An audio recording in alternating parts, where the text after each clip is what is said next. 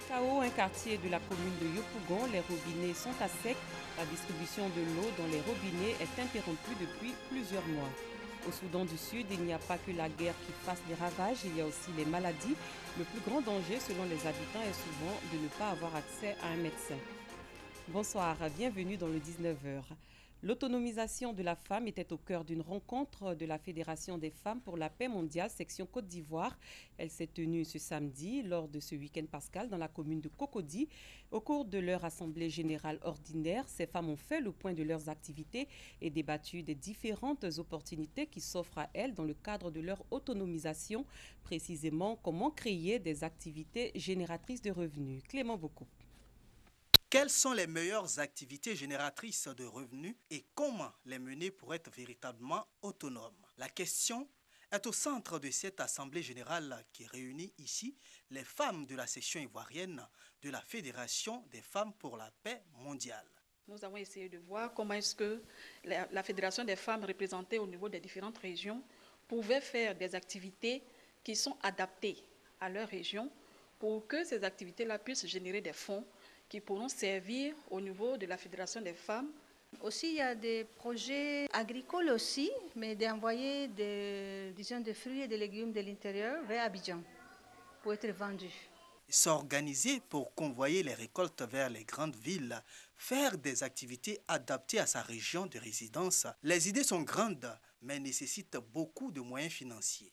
Les responsables de la fédération en sont conscientes. Elles entendent accompagner le mieux possible les femmes dans leur projet d'autonomisation. Nous allons pouvoir nous mettre à leur disposition pour les écouter et les orienter vers les structures étatiques habilitées à les prendre en charge. Et nous-mêmes également, à notre niveau, nous allons voir dans quelle mesure on peut les accompagner également, les soulager de leurs souffrances. Aider les femmes à prendre une part active dans le développement de la Côte d'Ivoire au moyen de l'autonomisation, mais pas seulement. L'idée de la Fédération des familles pour la paix mondiale et l'unification est surtout de bâtir une Côte d'Ivoire totalement réconciliée. Les femmes sont celles-là même qui donnent la vie et qui véritablement mettent du cœur dans tout ce qu'elles font. Et c'est pourquoi aujourd'hui nous appelons vraiment de tous nos voeux, vraiment les hommes, à pouvoir vraiment se comporter comme les femmes, à aider les femmes afin que vraiment nous puissions avoir un monde de paix, un monde d'harmonie, un monde où nous pouvons vivre pour le meilleur possible. Cette assemblée générale qui a duré une journée était aussi la célébration du 27e anniversaire de la section ivoirienne de la Fédération des femmes pour la paix mondiale.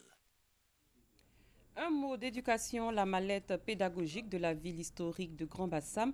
C'est une activité renfermant une vaste campagne de promotion au sein des écoles, des atouts touristiques et culturels de cette ville historique, notamment à travers une projection de films.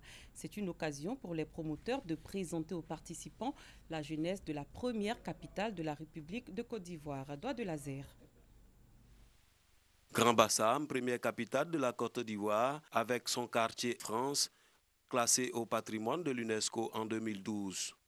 Poumon de l'économie, au temps colonial, de par son statut de ville portuaire du territoire des comptoirs français du golfe de Guinée, Grand Bassam faisait la fierté du pays dans les années 60.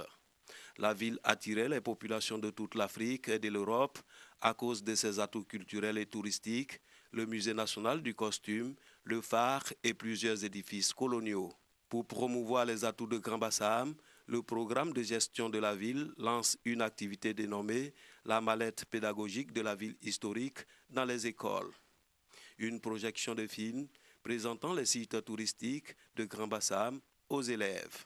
Vous savez, en Côte d'Ivoire, on n'a pas cette habitude de venir visiter les sites historiques. Donc, c'est la ville historique qui est un musée à ciel ouvert qui se déplace vers le public scolaire. Parce que nous croyons que c'est les leaders de demain. Donc, si ces leaders de demain s'approprient le patrimoine, mais dans leur décision de demain, ils pourront intégrer ce patrimoine-là. L'initiative est saluée par les participants. C'est une dynamique de la nouvelle muséologie où on va vers le public pour leur présenter le patrimoine. La mallette pédagogique, l'activité à laquelle nous avons participé, permet de présenter le site de la ville historique de Grand Bassam, inscrit au patrimoine mondial de l'UNESCO depuis 2012. Beaucoup d'Ivoiriens connaissent Grand Bassam, la Côte d'Ivoire, mais beaucoup ne connaissent pas la ville historique de Grand Bassam.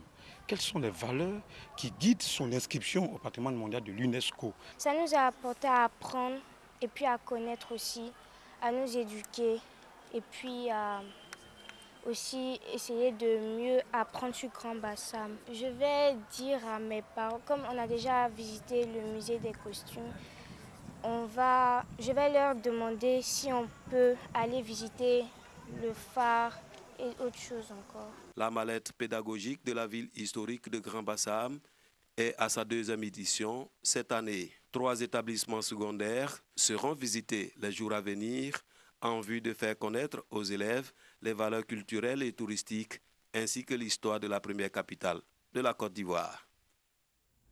C'est parti pour l'édition 12 du FEMIA, Festival des musiques urbaines d'Anoumombo. L'événement s'est ouvert aujourd'hui. Au nombre des innovations cette année, le Burkina Faso, qui est le premier pays à faire son entrée au FEMIA pour le compte des pays invités. Une journée et une nuit lui seront dédiées en vue de mettre en avant ses valeurs culturelles. Tous les soirs, à compter de ce mardi 23 au jeudi 25 avril, les concerts seront donnés au stade de l'INJS. 26 grands spectacles seront produits. Autre innovation, ce sera le carnaval par la clôture du festival à Anoumombo le dimanche 28 avril prochain. Issa Yeo, Doigt de laser. Nous sommes au Festival des musiques urbaines d'Anoumombo, 12e édition. Ambiance de fanfare, tam-tam parleur, danse des femmes d'Anoumombo pour magnifier les actions de charité de la première dame, marraine du FEMIA 12, en faveur des femmes et des enfants.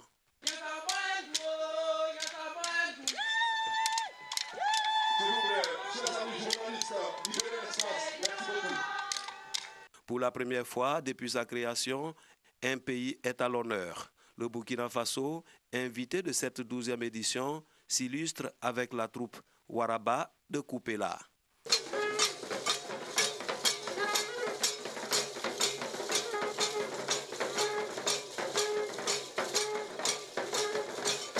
Le FEMIA, selon les partenaires et les populations, est une occasion de promouvoir la culture dans toute sa diversité. C'est l'occasion pour nous, à travers cette manifestation, de présenter un pan de notre riche patrimoine culturel et artistique. Mercredi déjà, à la nuit culturelle, à l'Institut français, à partir de 20h, vous verrez donc tout ce qu'il y a comme potentialité vestimentaire, artistique et culturelle du Burkina Faso. Le FEMIA représente la paix, la cohésion sociale, le genre, surtout les femmes. Et nous, on ne peut qu'assurer notre image pour accompagner le FEMIA. Le Festival des musiques urbaines d'Anoumombo, qui a ouvert ses portes ce mardi, les refermera le dimanche 28 avril prochain à Gayonwa avec l'inauguration de l'école Magic System de Baye-Koubassi, village situé à 6 km de Gayonwa. Comme annoncé dans les titres, des populations de Mikao, un quartier jouxtant la zone industrielle de Yopougon, sont descendues dans les rues ce mardi pour réclamer le retour de l'eau dans les robinets. L'eau dans les robinets dont la distribution a été interrompue depuis plusieurs mois. Nos reporters Nousangaré et Pargassoro Kone se sont rendus sur les lieux pour faire leur constat. Voici ça, nous n'avons pas d'eau. Voici la preuve. On n'a pas de l'eau dans nos robinets. Nous sommes fatigués, on veut l'eau maintenant. 5 mois que l'eau a cessé de couler dans les robinets au quartier Mikao dans la commune de Yopougon. Pour s'offrir de l'eau potable, les habitants sont obligés de se rendre dans le quartier de la GESCO. Nous sommes à l'immeuble 4e, on charge et puis on monte. On est obligé de charger les bidons, on ne plus monter l'immeuble avec. Donc ça, quand c'est comme ça fatigue la femme. Si tu es habitué à charger les bagages, il n'y a pas de problème. Mais puiser et charger l'eau là, c'est pas facile. Et puis ça ne vient même pas, partout où on passe, il n'y a pas l'eau. Nous sommes obligés de pousser des brouettes pour des pauvres femmes. On pousse des brouettes à des kilomètres pour avoir de l'eau.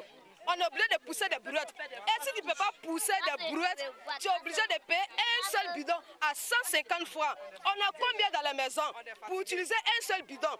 10 bidons fait 2000 et 1500 francs. Tu vas utiliser combien de bidons pour que tu puisses pour tes enfants? On est fatigués. Munis de bidons, de casseroles, de cuvettes, de bois, les habitants ont investi les rues du quartier pour exprimer leur mécontentement.